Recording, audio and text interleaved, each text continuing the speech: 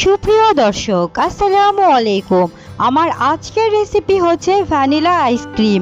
এই গরমে বাসায় তৈরি করুন ভ্যানিলা আইসক্রিম, হবে দোকানের কেনা আইসক্রিমের থেকেও সেরা।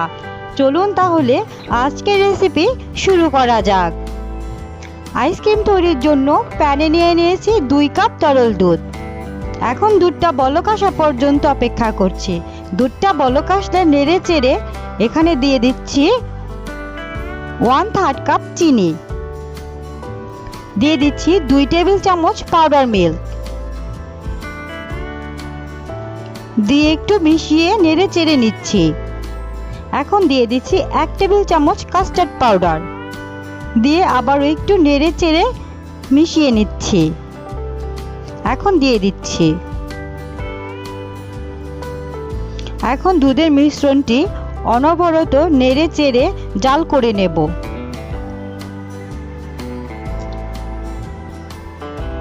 দুধের ঘনত্বটা ঠিক এরকম হবে।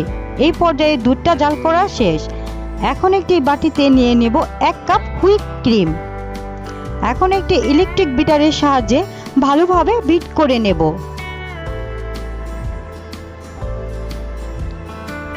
ক্রিমটা যতক্ষণ পর্যন্ত না ফোমি হয়ে আসবে ততক্ষণ আমরা বিট করতে থাকব।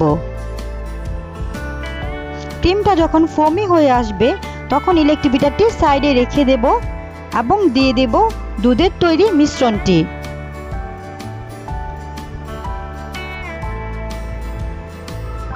এখন বিটারটি দিয়ে আবারও ভালোভাবে মিশিয়ে নেব।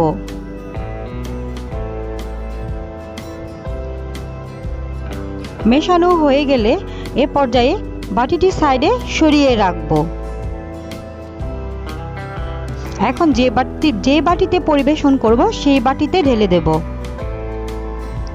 3 কাপ এখানে দিয়ে দেব, আর সামান্য পরিমাণে মিশ্রণের মধ্যে একটু ইয়েলো কালার মিশিয়ে এখন বাকিটা উপরে দিয়ে দেব।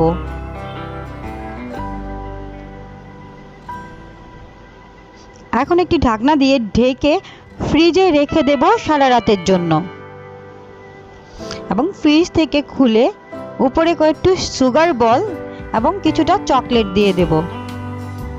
তৈরি হয়ে গেল আমার আজকে ভ্যানিলা আইসক্রিম।